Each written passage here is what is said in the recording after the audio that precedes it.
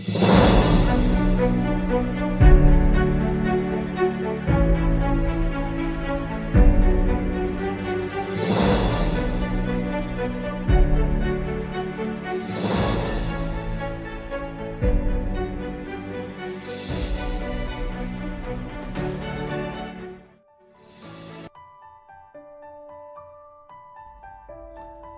هي الأراضي السبع؟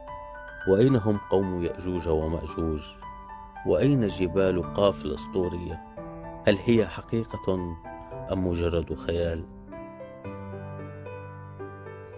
أسئلة كثيرة وما زلنا إلى اليوم نسمعها، وما كثر السؤال عنه فلم يصل إلى الحقيقة بعد. في هذه الحلقة سنروي لكم ما روي عنها من وقائع وحوادث، ونترك لكم ولعقولكم مسألة تصديق ما روي أو تكذيبه.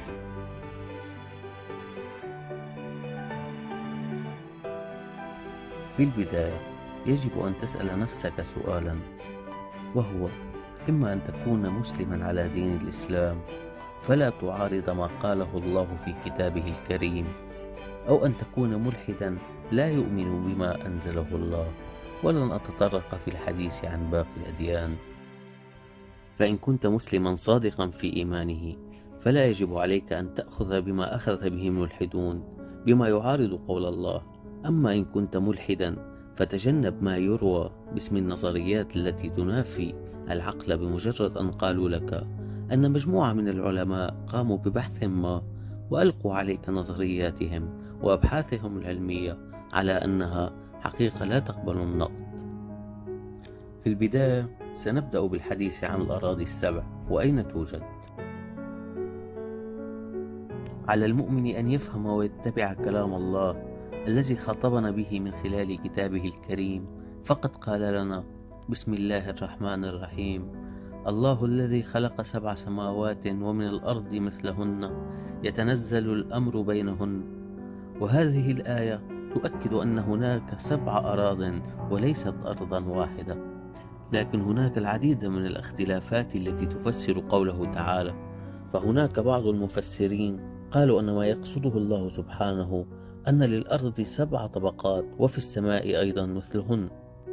وقال آخرون من المفسرين أن هناك كواكب أخرى كالأرض في أماكن بعيدة في الفضاء، وأن هذا ما يقصده الله في آياته.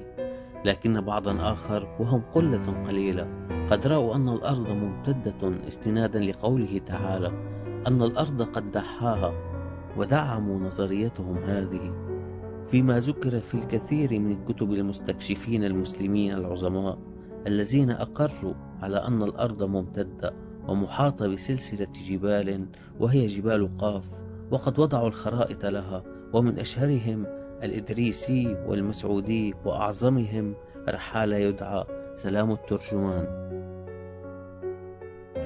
ومؤيدو نظرية الأرض الممتدة يدحضون بشدة فكرة أن هناك كواكب أخرى كالأرض، معتمدين في هذا على قوله تعالى: يا معشر الجن والإنس إن استطعتم أن تنفذوا من أقطار السماوات والأرض فانفذوا لا تنفذون إلا بسلطان فبأي آلاء ربكما تكذبان. صدق الله العظيم.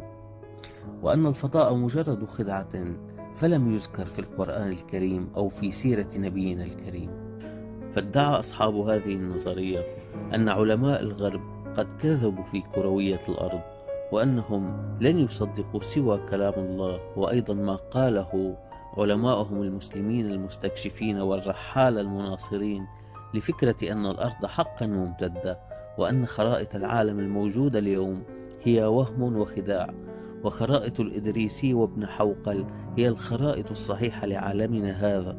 فهم قد قاموا برسمها عن علم ومعرفة، راغبين في استكشاف الأرض لا أن يحكموها، فرسموا ما عرفوه على أنها أرض دائرية كقرص تحيط بها جبال قاف، وأشاروا فيها عن موضع يأجوج ومأجوج كما ذكر الله في كتابه الكريم.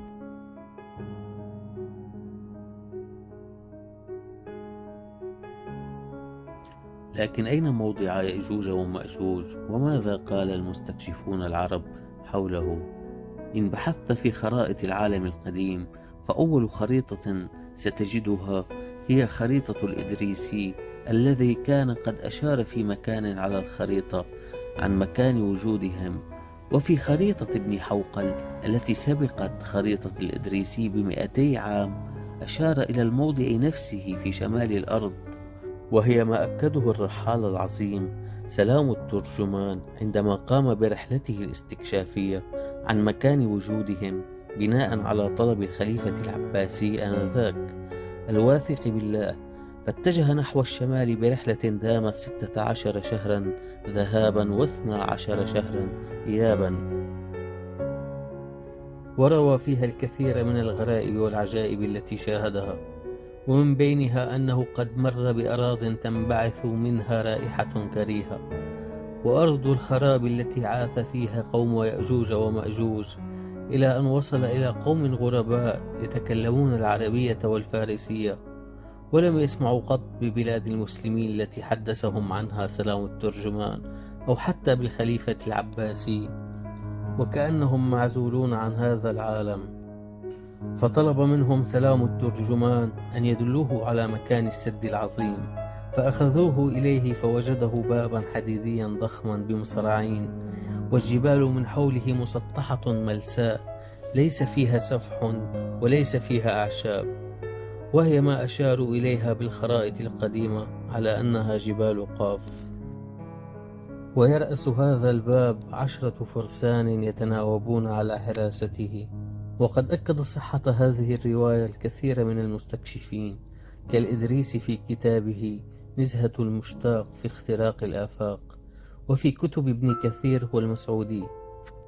فهنالك الكثير من العلوم والقصص في عالمنا هذا، منها الغريب ومنها العجيب ومنها الحقيقي ومنها الخداع، فلتدع عقلك يختار من بينها ما يشاء، فإن اخترت ما يناسب عقلك فهنالك الكثير من التفسيرات التي ستؤيد ما تختاره، فإما يكون خيارك صحيحا أو ربما يكون زائفا خداعا، وعند الله وحده علم الأولين وعلم الآخرين.